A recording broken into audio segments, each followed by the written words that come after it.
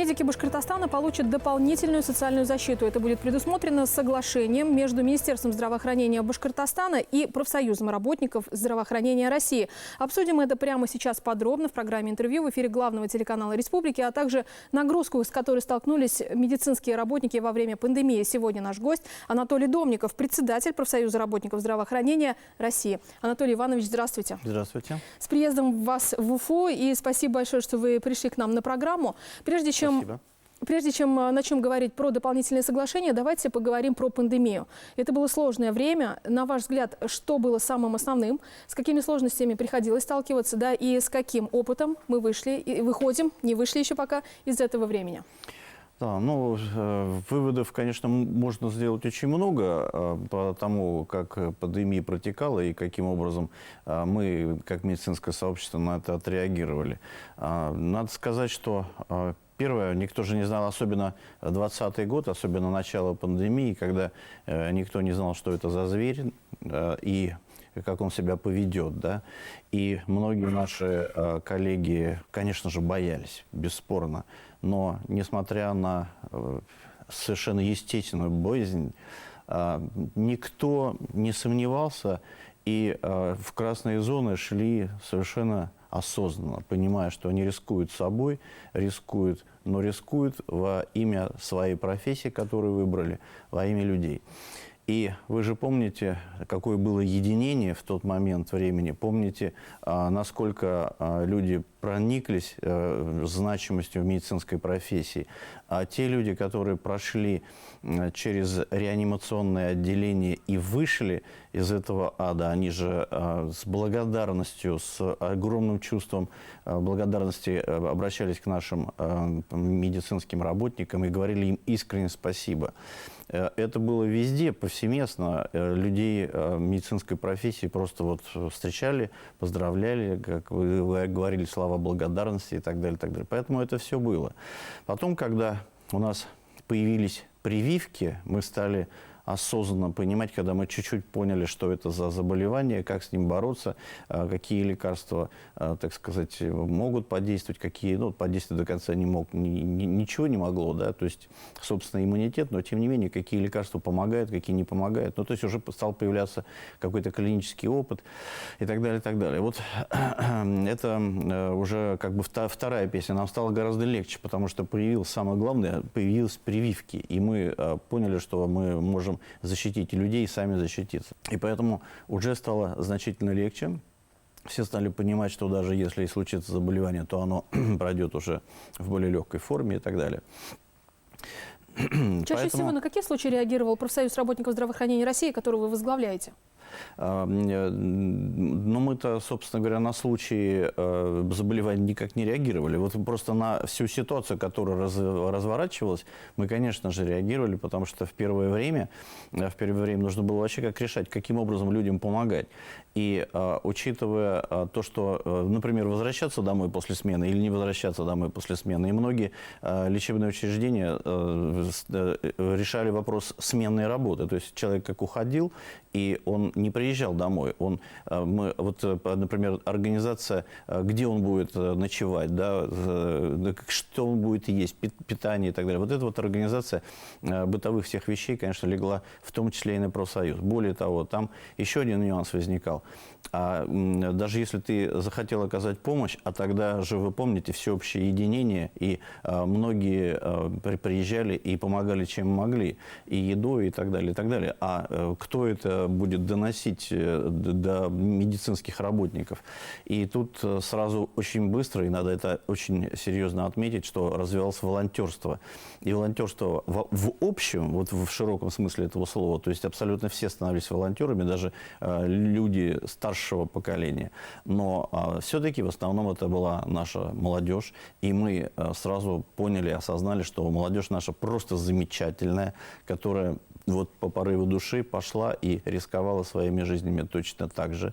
И практически все наши медики, студенты-медики И поэтому вот сегодня как раз мы были в медицинском университете и вручали медали как раз вот за работу в ковиде. И как раз очень много студентов, медиков, вот этих самых волонтеров, которые тогда отработали, не побоялись ничего, пошли, отработали, все сделали. И большое им спасибо за это. Поэтому это вот, например, для нас совсем новь. Да, и еще надо сказать о том, что наши как раз-таки студенты, медики, которые вот волонтерами себя таким образом проявили, они ведь себя испытали, а правильно ли они выбрали профессию, и это испытание дорогого стоит.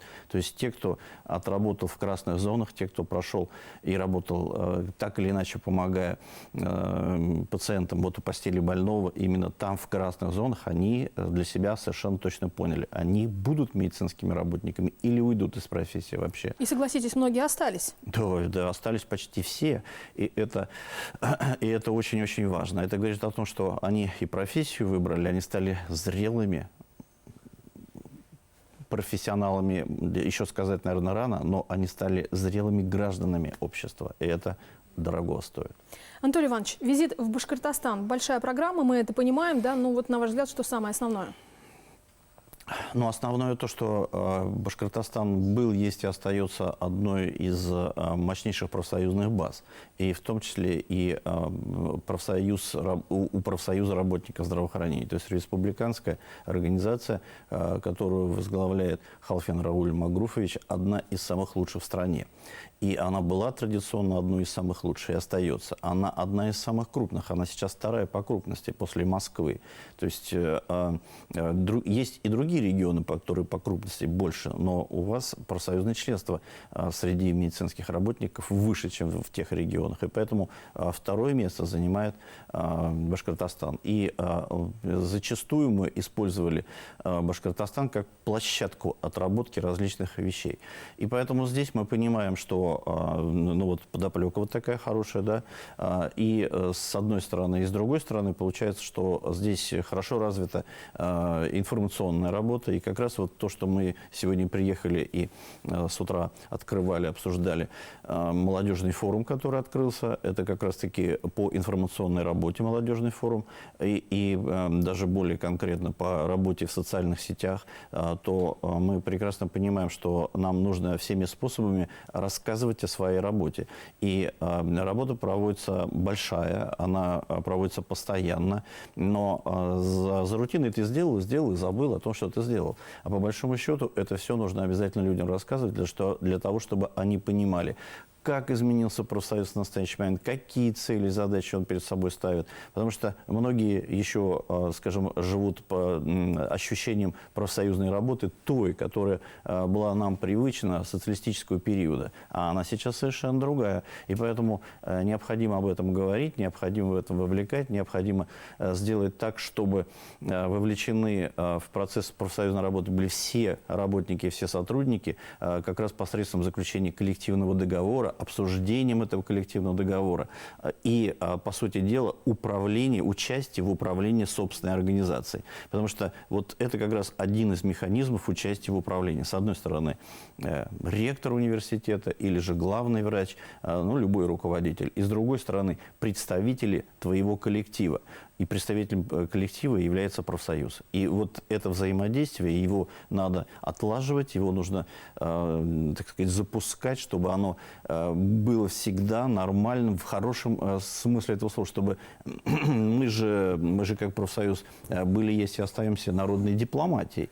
Значит, а раз так, то тогда, получается, мы обязательно должны договориться. У нас нет задачи, и мы не можем не договориться, мы обязательно должны договориться. То есть... Как раз здесь, в Башкортостане, у нас и был такой запрос на то, чтобы договориться, и это получилось. Мы знаем, что медики получат за нагрузки дополнительные выплаты, плюс к тому обсуждаются меры поддержки как молодых специалистов, начинающих врачей. Да? Какой эффект, как вы думаете, у нас буквально 2 минуты остается, это все даст?